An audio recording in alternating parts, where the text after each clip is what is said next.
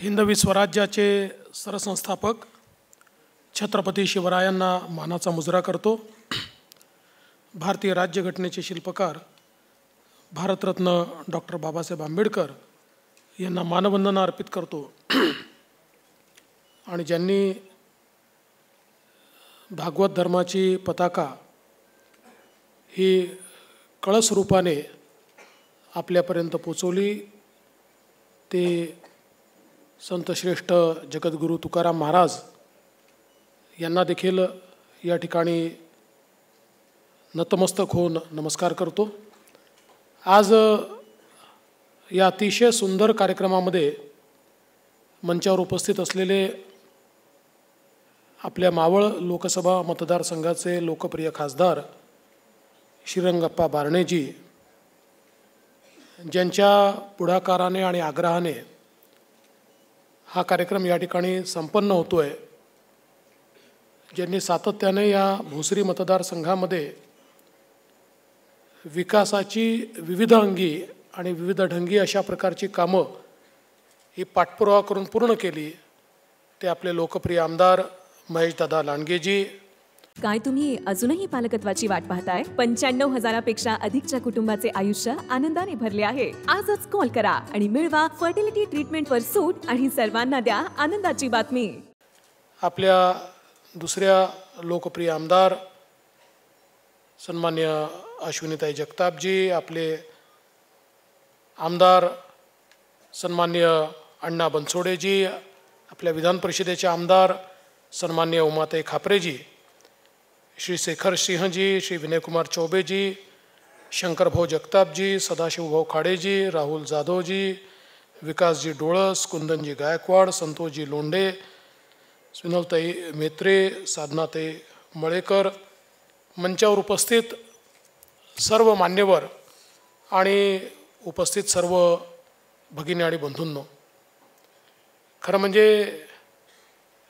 जेवढं विविधांगी महेशदादांचं व्यक्तिमत्व आहे, तशाच प्रकारचे विविधांगी प्रकल्प देखील आज या ठिकाणी आपण उद्घाटित केले। आणि त्यात सगळ्यात महत्त्वाचं म्हणजे हे जे काही जगद्गुरू तुकाराम महाराजांच्या नावाने हे नाट्यगृह या ठिकाणी सुरू होतं आहे, ही एक प्रकारची त्यांना दिलेली सांस्कृतिक वंदना आहे। आणि आपल्याला कल्पना आहे की जगद्गुरू तुकाराम महाराजांचे अभंग हे सदैव प्रेरणा देणारे आहेत। ते असं म्हणतात, गाढवाची अंगी चंदनाची उटी, राखे सवे भेटी केली तळे। म्हणजे गाढवाला जर चंदनाची उटी लावली तरी तो उकिरड्यात जाऊनच राख अंगाला लावून घेणारच। अर्थात मी कोणाबद्दल बोलतो आहे हे तुम्हाला माहिती आहे, त्यामुळे मी फार सांगण्याची आवश्यकता नाही आहे, कारण सध्याचा राजकीय धुराळा, त्या धुराळ्यामध्ये कोण आपल्या अंगाला राख लावून घेत आहे हे वेगळ्या प्रकारे सांगण्याची आवश्यकता नाही। पण मला अतिशय आनंद आहे की महाराजांच्या नावाने अशा प्रकारचं अतिशय सुंदर असं हे नाट्यगृह आपण तयार केलं आहे। आणि इथे चांगली नाटकं तुम्ही बघालच, पण अलीकडच्या काळात नाट्यगृहाबाहेरच जास्त नाटकं होऊ लागली आहेत। मनातील तसं कथाकथन लोक करतायत, मान अपमानाचे वेगवेगळे खोटे अंक त्या ठिकाणी होत आहेत, आणि मग संशय कल्लोळ देखील चाललेला आहे। पण जनता निश्चितपणे सुज्ञ आहे, आणि म्हणूनच नटसम्राटासारखं वागलं म्हणून नटसम्राट होता येत नाही, हे जरा राजकारणामध्ये काही लोकांना मला सुचवायचं आहे। आणि तसे ते वागले तर कट्यार काळजात घुसणार आहे आणि त्याची वेदना त्यांना होणारच आहे। कारण आपल्याला माहिती आहे शेवटी आमच्या एकनाथराव शिंदेजींनी डंपर पलटी केलाच आहे, त्याच्यामुळे फार काही अधिकचं सांगायची या ठिकाणी आवश्यकता नाही आहे। पण आजचा कार्यक्रम हा याकरता महत्त्वाचा आहे की आपण बघा, एखाद्या शहराला परिपूर्ण करण्याकरता ज्या काही आवश्यक गोष्टी असतात त्या सगळ्या गोष्टी आजच्या कार्यक्रमांमध्ये आहेत। शिक्षणाची आवश्यकता असते, शाळांचं नूतनीकरण करतो आहे, मॉडेल स्कूल आपण तयार करतो आहोत, चांगल्या शिक्षणाच्या सोयी आपण उपलब्ध करून देऊ इच्छितो, त्याची आजच्या कार्यक्रमामध्ये व्यवस्था केली आहे। आरोग्य आणि पर्यावरण हे आजच्या परिस्थितीमध्ये सगळ्यात महत्त्वाचं आहे, आज आपण या ठिकाणी मेडिकल वेस्टवर प्रोसेसिंग करणारं युनिट याची आपण सुरुवात करतो. मोशी कचरा डेपोमध्ये जी लिगसी वेस्ट आहे किती 10 लाख मेट्रिक टन, बरोबर, त्या 10 लाख मेट्रिक टन लिगसी वेस्टला आज आपण असं म्हणतो nothing is waste, everything is wealth. ही जी वेस्ट तुमचं सगळ्यांचं आरोग्य खराब करते आहे, त्या वेस्टला वेल्थमध्ये कन्वर्ट करून त्याच्यातनं आपण ऊर्जा निर्मिती करता वेगवेगळ्या प्रकारच्या व्यवस्था उभ्या करणार आहोत. त्यातनं आपण वेगवेगळे प्रॉडक्ट्स तयार करणार आहोत आणि त्यातनं आपली जमीन ही आपण बायोमायनिंगच्या माध्यमातून रिक्लेम करणार आहोत. म्हणजे ज्या वेस्टने, ज्या कचऱ्याने तुमचं आरोग्य खराब केलं, इंद्रायणीचं आरोग्य खराब केलं, ती वेस्ट ही पूर्णपणे वेल्थमध्ये कन्वर्ट होणार आहे आणि अतिशय चांगलं त्या ठिकाणी जागा ही तयार होणार आहे. मला आपल्याला सांगितलं पाहिजे की नागपूरमध्ये आम्ही बायोमायनिंग करून जी जागा रिक्लेम केली त्याच्यावर अतिशय सुंदर अशी सिम्बायोसिस इन्स्टिट्यूट आम्ही सुरू केलेली आहे आणि आता त्याच्यावर दुसरी नरसी मुंजीची इन्स्टिट्यूट देखील आम्ही सुरू करतो आहोत. त्यामुळे यातनं खूप मोठ्या प्रमाणात आपल्याला त्याचा फायदा मिळणार आहे. याच प्रकल्पाच्या सोबत आपण आज सांडपाण्यावर प्रक्रिया करणारे प्रकल्प देखील हातामध्ये घेतले आहेत. हे देखील अत्यंत महत्त्वाचे आहेत, कारण शेवटी आपल्या नदी नाल्यांचं प्रदूषण जे आहे हे आपण अनेक वेळा म्हणतो इंडस्ट्रियल वेस्टने होते. इंडस्ट्री 10% प्रदूषण करतायत, 90% प्रदूषण महानगरपालिकेचा कचरा आणि सांडपाणी करताय. आणि म्हणून महानगरपालिकेचं पाणी हे जर आपण स्वच्छ करून ते नदीमध्ये सोडलं तर निश्चितपणे त्यातनं आपल्या नदीतला जी घाण आहे, जे सांडपाणी आहे, कारण इंद्रायणी ही तर आपल्याकरता अतिशय पुण्य पवित्र अशा प्रकारची नदी आहे आणि मग अशा या नदीला आज या प्रकल्पामुळे त्यातलं जाणारं घाण पाणी जे आहे ते या ठिकाणी सुधारणार आहे. आणि आम्ही महाराष्ट्रामध्ये हा निर्णय देखील केला आहे की सांडपाणी हे आता नदी नाल्यांमध्ये थेट सोडता येणार नाही, त्याच्यावर प्रक्रिया ही करावी लागेल. आणि आपला तर प्रयत्न असा आहे, आज आपण बघतो की मोठ्या प्रमाणात जेव्हा शहरांचं विस्तारीकरण होतं तर शहरांमध्ये आणि शेतकऱ्यांमध्ये एक वाद तयार होतो की इरिगेशनचं पाणी की पिण्याचं पाणी. आणि आपण जसं पिण्याचं पाणी वाढवत जातो सिंचनाचं पाणी कमी होत जातं.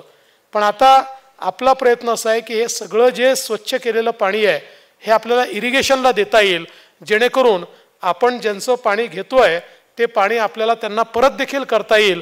आणि अशा प्रकारचे सगळे प्रकल्प हे मोठ्या प्रमाणात आपण हातामध्ये घेतले आहेत आणि आज अशा प्रकल्पांची सुरुवात किंवा त्याचं भूमिपूजन हे आपण केलेलं आहे. पर्यावरणाच्या दृष्टीने देखील या ठिकाणी मोशी डेपोमध्ये जे काही व्यवस्था उभ्या केलेल्या आहेत, या कचऱ्याची दुर्गंधी आणि त्याचे पार्टिकल्स हे सगळे उडून आसपासचं जे पर्यावरण पूर्णपणे खराब करतात ते ठीक राहिलं पाहिजे, हवेची क्वालिटी चांगली राहिली पाहिजे, या दृष्टीने देखील यातमध्ये काम होणार आहे. आणि त्यासोबत आज आपण पाहतोय शहरांमध्ये प्रदूषण वाढतं आहे, रोगराई वाढते आहे, कारण इतकं पोल्युशन आपण करतो की त्यातनं आपल्या वाहनांमुळे जे काही कार्बन उत्सर्जन आपण करतो, विविध आपल्या उद्योगांमध्ये करतो, लोकांना आज वेगवेगळे रोग होत आहेत, श्वासाचे रोग होत आहेत, ब्रॉन्कायटिस सारखा रोग होतोय, सर्दी खोकला तर नियमितपणे लोकांना होतोय. आणि म्हणून आज जे काही आपण या ठिकाणी एअर प्युरिफायर्स जे लावलेले आहेत याच्यामुळे एअर क्वालिटी मेंटेन होण्याकरता अतिशय मोठा फायदा मिळणार आहे. आणि म्हणून शिक्षण असेल, आरोग्य असेल, या दोन्ही क्षेत्रामध्ये आजचा कार्यक्रम हा अतिशय महत्त्वाचा आहे. आणि त्यासोबत शिक्षण आरोग्यासोबत रोजगार हा देखील अत्यंत महत्त्वाचा आहे. आणि आज महिलांकरता विशेषतः इथले जेवढे आपले या शहरातले बचत गट आहेत, या बचत गटाला ट्रेनिंग देणं आणि त्यांना रोजगार उपलब्ध करून देणं, त्यांच्या जे काही ते तयार करतील त्या प्रॉडक्ट्सला मार्केट मिळवून देणं, अशा प्रकारचं एक अत्यंत चांगलं काम आपल्या माननीय प्रधानमंत्री मोदीजींनी आपल्या देशामध्ये शक्तिवंदना हा कार्यक्रम सुरू केला.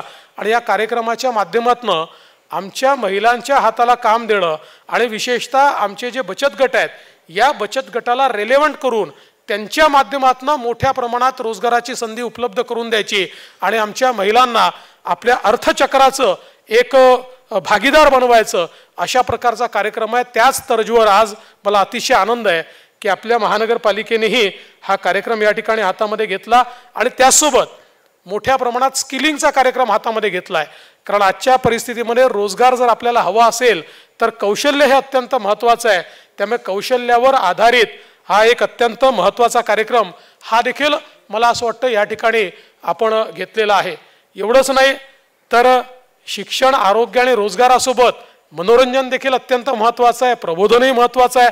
त्याकरता हे जे काही सिटी सेंटर आपण तयार केलं आहे हे मनोरंजनाचं आणि प्रबोधनाचं अशा प्रकारचं काम हे या ठिकाणी करणार आहे. आणि पाचवी सगळ्यात महत्त्वाची गोष्ट आहे ती म्हणजे इन्फ्रास्ट्रक्चर.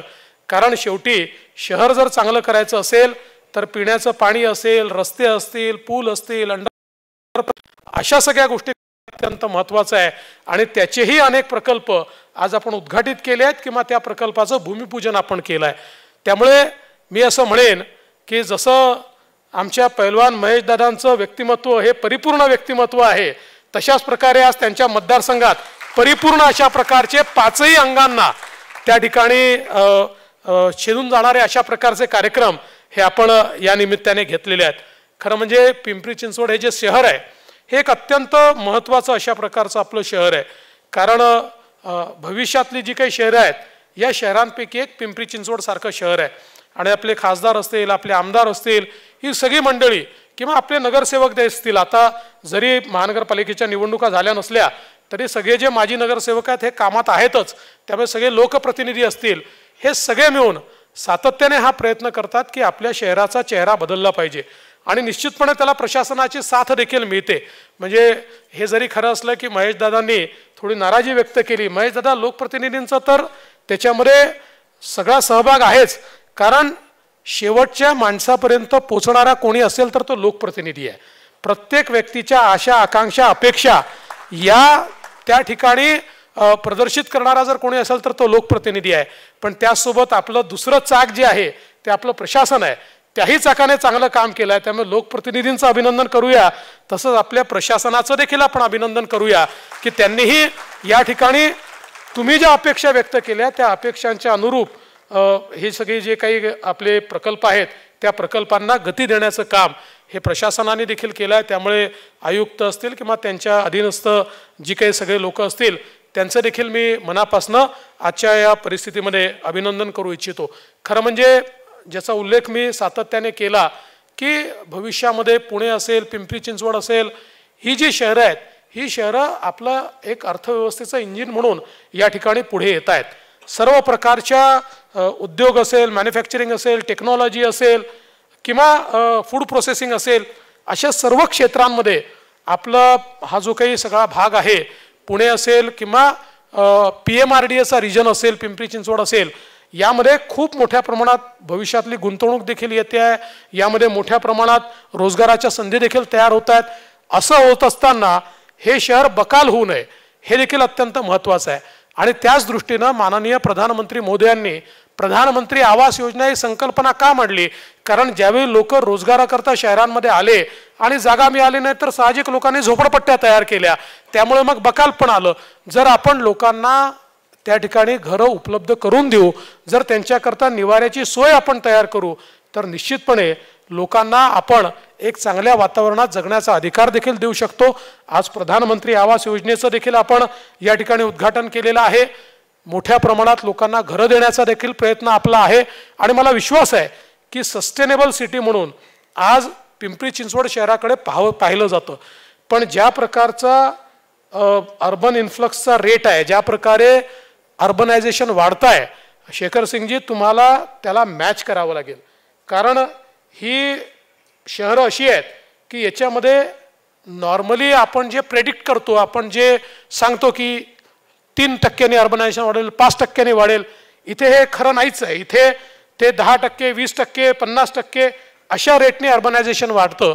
त्यामुळे भविष्याचा विचार करणं आणि त्यानुसार आपलं इन्फ्रास्ट्रक्चर तयार करणं हे मला असं वाटतं अत्यंत महत्त्वाचं आहे. आणि मला विश्वास आहे की आपण तशा प्रकारचं नियोजन कराल. राज्य सरकार सातत्याने, शिंदेसाहेब असतील, मी असेल, अजितदादा असतील, आम्ही सगळे या शहराच्या पाठीमागे उभे आहोत. आणि भविष्यातही महेशदादा, आज तुम्ही 1000 कोटीच्या कामांचं या ठिकाणी उद्घाटन भूमिपूजन केलं आहे, 5000 कोटीचं काम तुम्ही केलं आहे. तुम्हाला कल्पना आहे तुम्ही 5,000 कोटी नाही अजून 5,000 कोटीची कामं आणली तरी आम्ही ती मान्यच करणार आहोत. त्यामुळे त्याबद्दल तुमच्या मनामध्ये कुठली शंका असण्याचं कारण नाही आहे. मात्र जसं आत्ता नियोजनबद्ध काम तुम्ही करताय तशाच प्रकारचं नियोजन हे सातत्याने या ठिकाणी राहिलं पाहिजे. आज खरं म्हणजे आपण जर बघितलं तर आमचे लक्ष्मणभाऊ आज आमच्यामध्ये नाहीत, पण या शहराच्या जडणघडणीमध्ये लक्ष्मणभाऊ जगतापांचा देखील एक मोठा वाटा राहिलेला आहे. आणि सगळ्यांना मिळून आपल्याला हे शहर चांगलं कसं करता येईल अशा प्रकारचा प्रयत्न हा निश्चितपणे केला पाहिजे. या कार्यक्रमाकरता महेशदादा सातत्याने माझ्या मागे लागले होते. मागच्या काळात एकदा मी तारीख दिली, पण तारीख ती रद्द केली. महेशदादा फार नाराज झाले. मी त्यांना म्हटलं, दादा मी नक्की येणार आहे, तुम्ही काळजी करू नका. महेशदादांचा स्वभाव असा आहे की ते अतिशय भावनिक आहेत आणि त्यामुळे ते जनतेसोबतही भावनेने जुळले असतात आणि आमच्यासोबत भावनेने जुळले असतात. त्यामुळे मी माझ्या ऑफिसला सांगितलं, बाबा 2 कार्यक्रम कमी झाले तरी चालतील, पण महेशदादांचा कार्यक्रम आपल्याला केला पाहिजे. कारण ज्या ठिकाणी आपले सगळे प्रेम करणारे लोक आपल्याला भेटतात, तुमच्यासारखी जी मंडळी आहेत ही मंडळी या ठिकाणी आम्हाला भेटते. शेवटी आज जे काही काम आम्ही करू शकलो ते तुमच्या प्रेमामुळे, तुमच्या विश्वासामुळे आम्ही या ठिकाणी करू शकलो. आणि म्हणून मी तुम्हाला एवढंच आश्वासित करण्याकरता आलो आहे की भविष्यातही आपल्या पाठीशी, महेशदादांच्या पाठीशी, या शहराच्या पाठीशी आम्ही अतिशय मजबूतीने उभं राहू.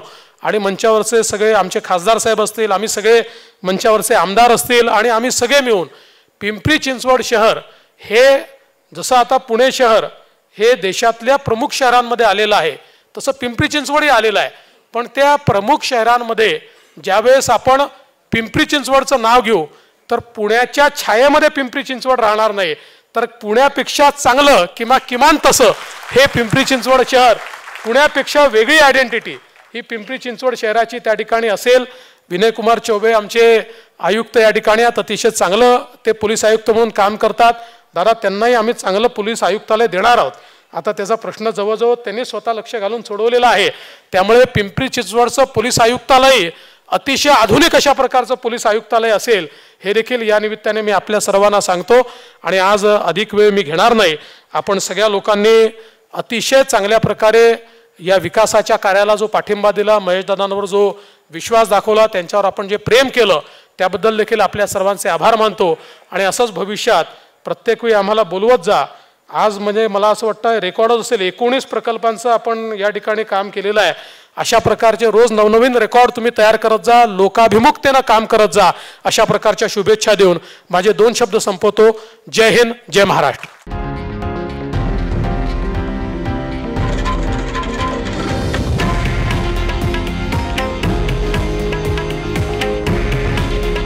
हे आहे देशातील नंबर 1 न्यूज नेटवर्क आणि आपण पाहत आहात TV9 मराठी. काळजी तुमची, हित महाराष्ट्राचं.